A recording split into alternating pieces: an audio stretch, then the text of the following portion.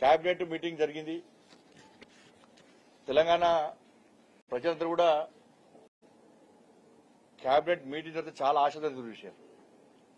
Congress party 6 గ్యారెంటీల మీద చర్చిస్తుంది. వాళ్ళ 6 గ్యారెంటీలకు సంబంధించి చర్చ జరిగినాక మాకు ఒక భరోసా ఇస్తుందని చెప్పి తెలంగాణ సమాజం భావించింది. కొండం దవి ఎలికెంత పెట్టినట్టు ఇలా కాంగ్రెస్ పార్టీ ప్రభుత్వం కనీసం 6 గ్యారెంటీలు ఊసెత్తలే. నేను మళ్ళీ చెప్తున్న 6 గ్యారెంటీలు 500 రూపాయల సిలిండర్ ఇవ్వడం అది ఉండొచ్చు, 200 యూనిట్ల కరెంటు ఫ్రీ అని ఉండొచ్చు. కానీ మీరు 2500 రూపాయలు ప్రతి మహిళా అకౌంట్ లో ఇవ్వడానికి నా కేబినెట్ లో చర్చ ఎందుకు జరగలేదు? దానికి సంబంధించి నిధులు ఎందుకు విడుదల చేయలేదు?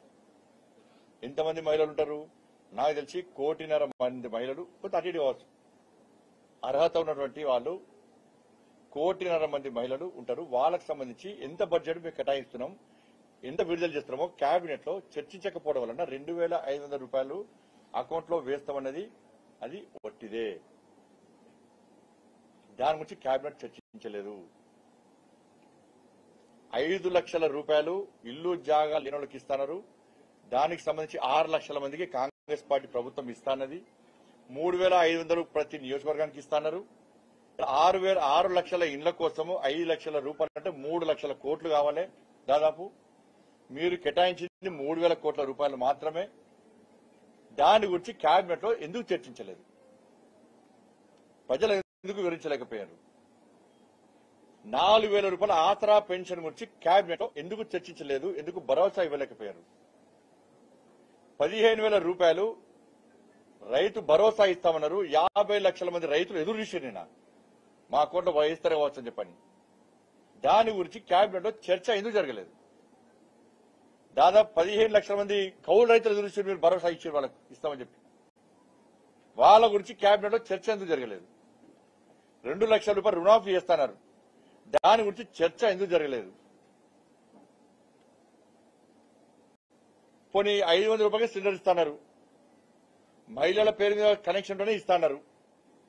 39 లక్షల మందికి ఇస్తున్నారు.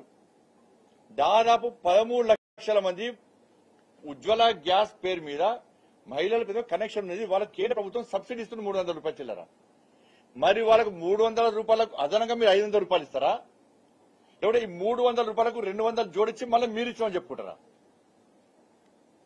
15 లక్షలు, దాదాపు 1 లక్ష నీటి కావచ్చు. 15 లక్షల కనెక్షన్స్ ఉజ్వల గ్యాస్ మీద నరేంద్ర మోడీ గారి ప్రభుత్వము ఫ్రీ కనెక్షన్స్ మహిళల పేరు ఇస్తే వాళ్ళకి 300 చిల్లర రూపాయలు సబ్సిడీ వాళ్ళ అకౌంట్లో పడుతున్నది. ఇవాళ మీరు అదనంగా 200 రూపాయలు ఇస్తారా ఆ 15 లక్షల మందికి? లేకుంటే 200 జోడిస్తారా? అలా దీని లెక్క ప్రకారం 15 లక్షల మందికి ఎంత పడాలి? 500 ప్లస్ 300, 800 రూపాయలు అకౌంట్లో పడాలి. ఇవి ఎవ్వి చెప్పకుండా కార్పొరేషన్స్ ఏర్పాటు, గతంలో కేసీఆర్ కార్పొరేషన్ ఏర్పాటు చేశారు. ఏమైనాయి? మీరు కార్పొరేషన్స్ ఏర్పాటు చేసి ప్రకటించడం ముఖ్యం కాదు, దాని విధి విధానం ఏంది, ఏ కార్పొరేషన్కి ఎంత బడ్జెట్ కేటాయిస్తున్నారు పూర్తి వివరంగా చర్చించి మీరు వివరిస్తే దాన్ని ప్రజలు హర్షిస్తారు కదా. దానివల్ల ఆయా కులాలకు సంబంధించి ప్రజలకు ఏం న్యాయం జరుగుతుంది? 4,000 రూపాయల షెడ్యూల్ వస్తాయని చెప్పి భావించి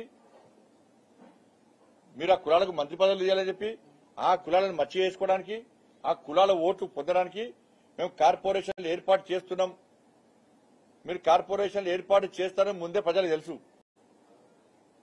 ఇట్లా నమ్మిస్తారని ప్రజలకు తెలుసు. అందుకే ఎక్కడ స్పందన వస్తలేదు. 6 గ్యారెంటీలకి అతి గతి లేదు. ఈ కార్పొరేషన్లు ఏర్పాటు చేస్తే దాంతో మాకు వచ్చే లాభం ఏంది?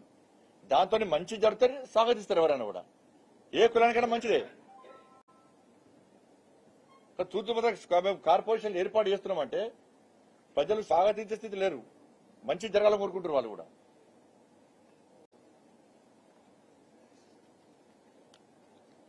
కాబట్టి రేపు ఏమవుతుంది? ఎన్నికల కూడా వస్తుంది 4 రోజుల తర్వాత. ఏం చేస్తారు? ఇలా కోర్టుతో తప్పించుకుంటారు.